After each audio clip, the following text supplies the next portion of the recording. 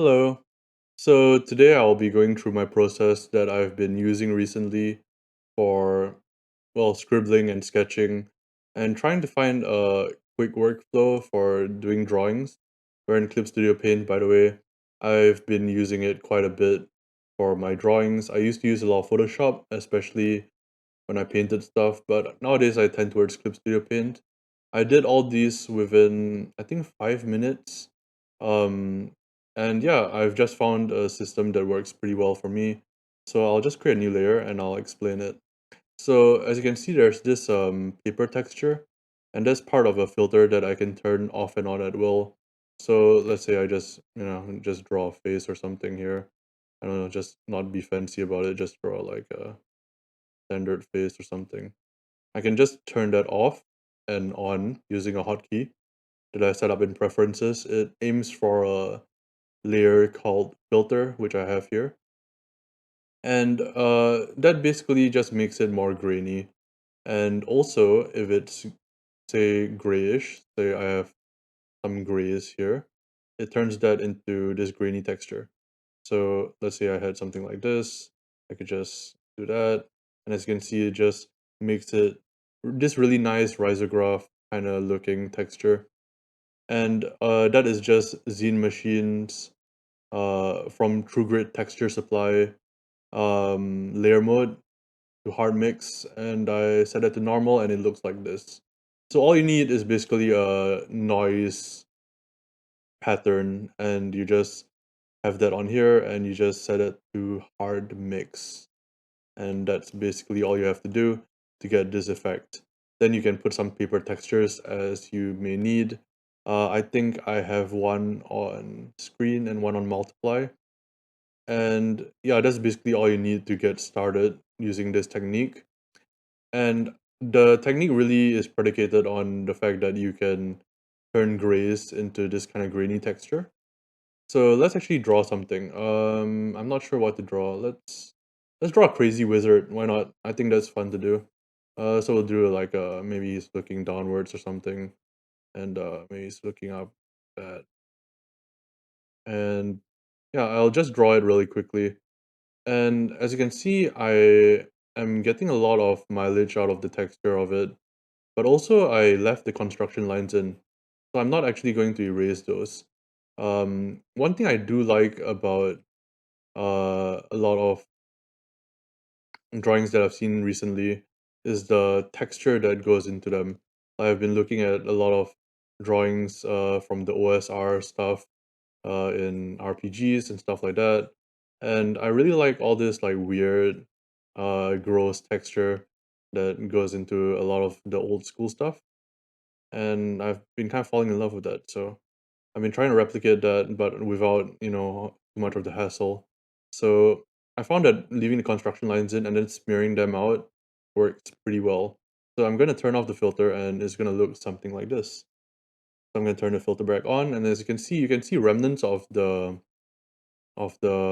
construction lines, but you can't really see it all that much. As for what brush I'm using, I'm basically just using a ballpoint pen brush that I found. I guess that one I can link up. I unfortunately won't be able to link up this project file because it uses TrueGrid texture supply stuff, and you all should support them anyways. If you really don't have any money to do that though, you can just use a noise texture and set it to hard mix, and that will just work. You'll get pretty much the same effect that I'm having here. Um, and I think this is really good for just zoning out, not thinking, being able to just lay a bunch of lines down and just kind of scribble, I guess. A lot of the scribbling ends up becoming a lot of the texture in it, and if I don't like some of how it's turning out, I can always just, smear it out. I try not to erase if possible. I find that similar to my approach with stuff like oil painting, stuff like that. I try not to erase, or I try not to remove stuff. I try to add on stuff, and that's the smearing in this case. And I think that does have some merit to it. It shows that the piece was kind of like it didn't just come into existence. There was a lot of like strokes here and there, and there were mistakes and errors. And I think that just, adds to the feel of the piece and makes it a lot more cohesive, in my opinion, at least. I do enjoy imperfect drawings, so to speak. So this was kind of rambly, but this is basically my process right now.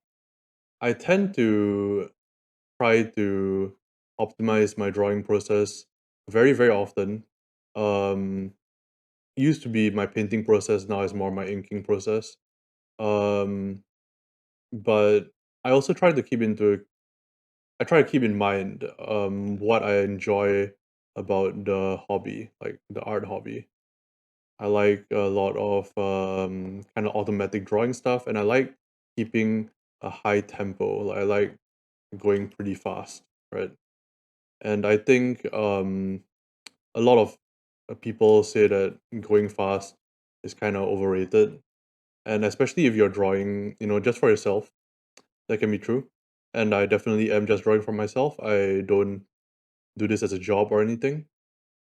But I think that your drawings can look really different if you are drawing slowly versus drawing fast.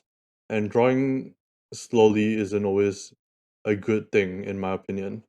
I feel like that's why gestural studies and all that have a lot of merit to them. There's a great video by Cynics that discusses this in more detail.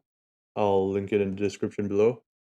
But yeah, I kind of have been enjoying using this method recently. And I thought I'd just make a video, share what I've been doing in my spare time in terms of drawing. And yeah, hopefully that hat kind of looks kind of dumb actually. But hopefully you gain something out of this video. And it wasn't just a rambly talk. I'll try to include some resources, especially to the brushes that I'm using, in the description below. And yeah, I'll see you all next time.